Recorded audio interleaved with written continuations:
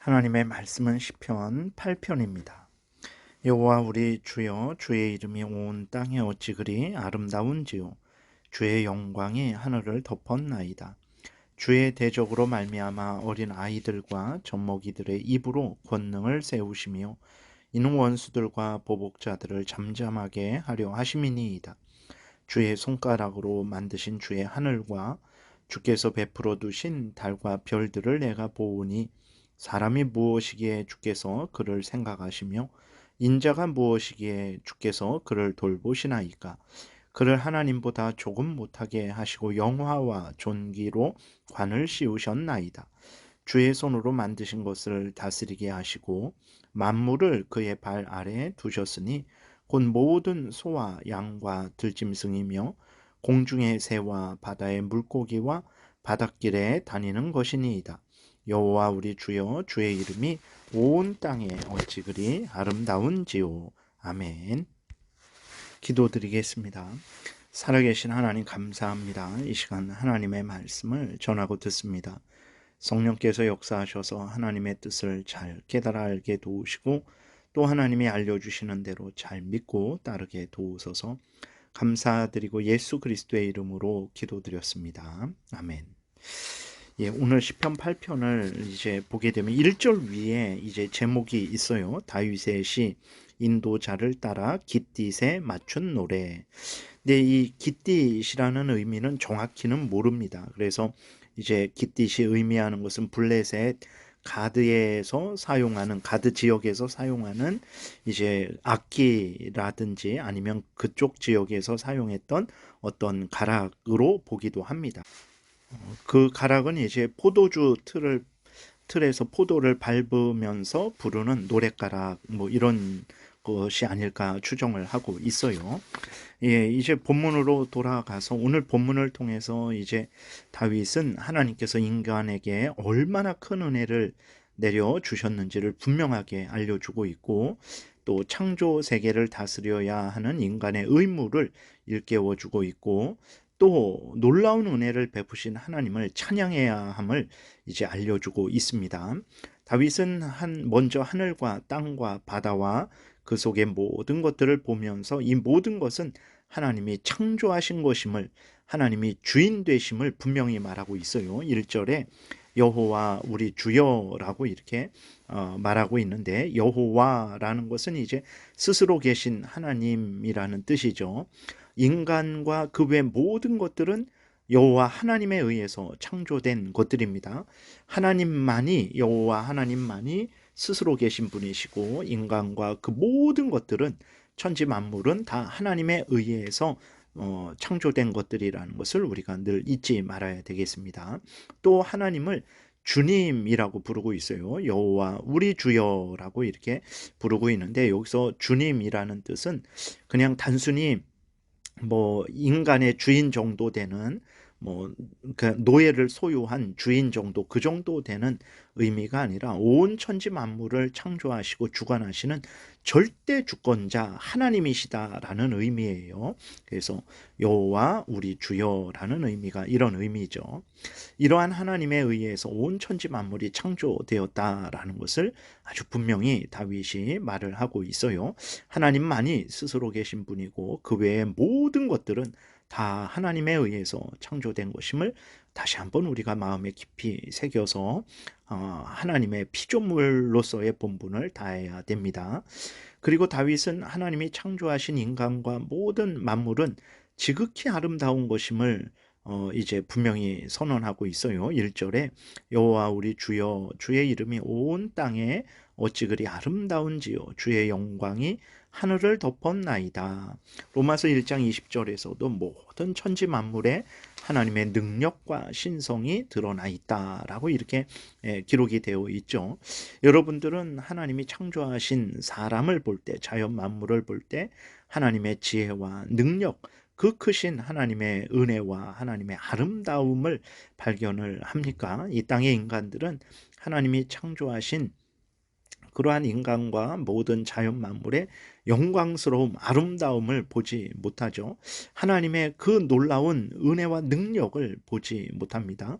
오히려 인간들은 인간이 만든 것들을 더 대단하게 여기고 더 아름답게 여기고 더 찬양을 하죠. 예를 들어서 화가들이 하나님이 만드신 나무와 사람을 보고 그림을 그렸어요. 그런데 그 사람들은 어떻게 합니까? 그 화가의 그림은 수천만 원, 수억 원, 뭐 수백 원까지 가치를 매기면서 그 화가가 보고 그린 그 나무, 그 사람, 하나님이 지으신 그 나무와 그 사람은 하찮게 여기는 거죠. 이러한 것이 죄로 오염되고 부패된 자들의 그러한 마음과 태도입니다. 하나님의 창조와 그 창조물들을 통해서 드러내시는 그 하나님의 아름다움을, 그리고 그 창조물들의 그 귀한 가치를 이제 보지 못하는 거예요. 죄로 오염되었고 부패되었기 때문에. 그렇죠. 이렇게 사람들은 스스로는 하나님과 하나님의 그 능력을, 그리고 또 그 하나님이 만드신 모든 피조물의 아름다움을 보지 못합니다. 누가 볼 수 있겠습니까? 오직 하나님의 은혜를 받은 사람만 볼 수 있어요. 예수 그리스도를 믿음으로 거듭난 사람만 볼 수 있습니다.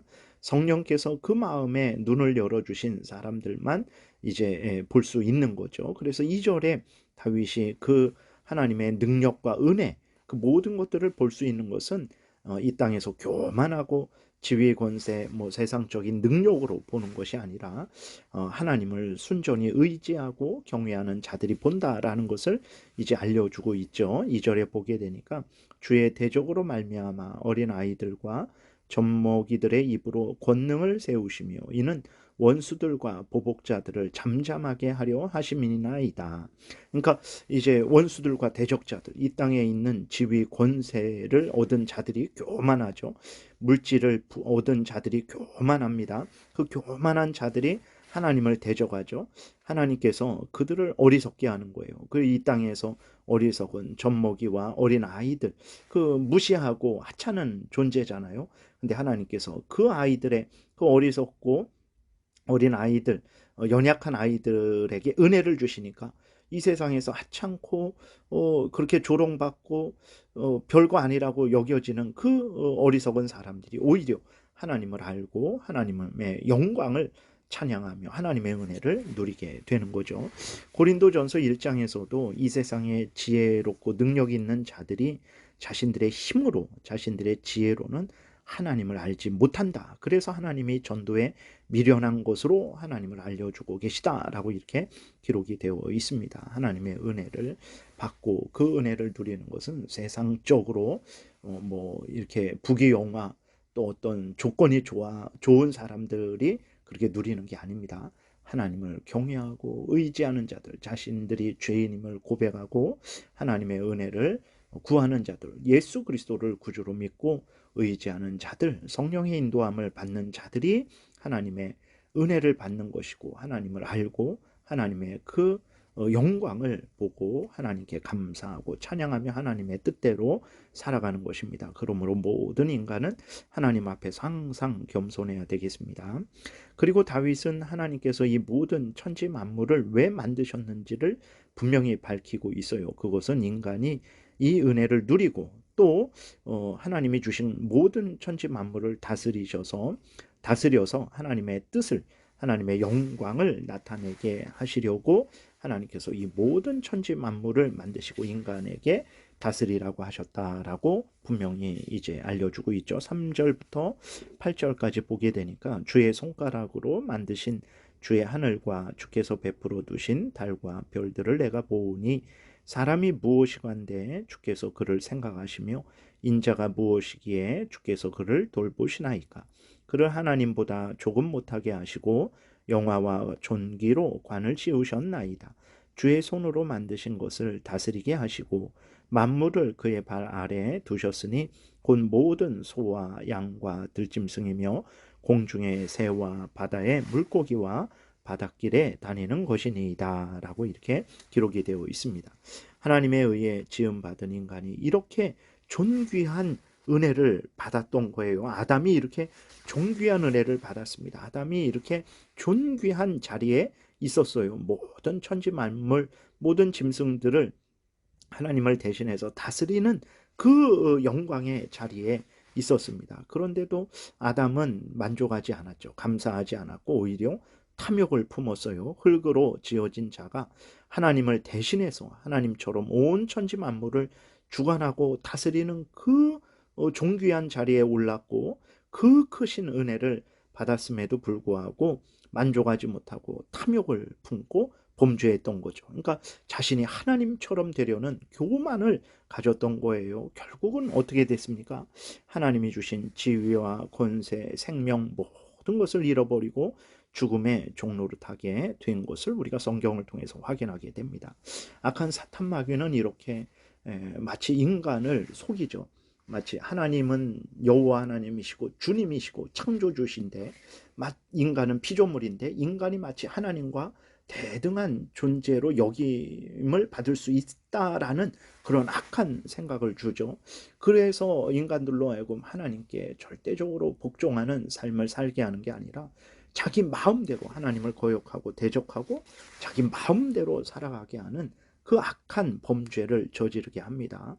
우리가 속지 말아야 됩니다. 오늘 본문에서도 분명하게 보듯이 하나님은 스스로 계신 하나님이에요. 하나님은 온 천지 만물을 만드신 하나님이십니다. 하나님은 하나님이고 인간은 인간이라는 것을 우리가 늘 잊지 말아야 되는 것입니다. 그래서 인간이 하나님처럼 되려 해서도 안 돼요. 하나님처럼 행동하려 해서도 안 됩니다. 다시 말해서 인간은 모든 삶을 살아갈 때에 하나님을 경외하고 하나님의 명령대로 살아가야 하는 존재라는 것을 잊어서는 안 됩니다. 그러지 않고 하나님을 생각지도 않고 하나님을 경외하지도 않고 하나님을 의지하지도 않고 하나님의 명령에 순종하지도 않고 자기 스스로 있는 자처럼 자기를 스스로 있는 자처럼 그리고 스스로 존재할 수 있는 것처럼 그리고 스스로 살아갈 수 있는 것처럼 착각해서 자기 마음대로 살아가고자 하는 그러한 마음과 태도를 가져서는 절대로 안 되는 것입니다. 인간은 피조물이에요. 하나님이 스스로 계신 분이고 인간은 하나님에 의해서 존재하고 하나님에 의해서 살아가는 존재고 결국은 하나님 앞에 서서 이제 선악간의 심판을 받을 존재입니다. 이것을 잊지 말아야 돼요. 그래서 항상 인간은 하나님을 경외하고 하나님의 말씀에 순종하는 삶을 살아야 돼요. 이것이 인간에게 가장 큰 복입니다. 많은 사람들은 하나님에게 복종하는 것이 이제 비굴해지는 것이고 자신이 비참해지는 것으로 생각을 하는데 절대 그러지 않습니다. 살아계신 하나님은 복되신 하나님이라서 하나님을 가까이 하면 할수록 그 사람은 복된 사람이 되는 거예요. 복을 받고 복을 누리는 것입니다. 그러지 않고 자기 홀로 스스로 살 수 있다라고 착각하고 복되신 하나님과 멀어지고 하나님을 거역하면 그만큼 그 사람은 비참하게 되는 것입니다.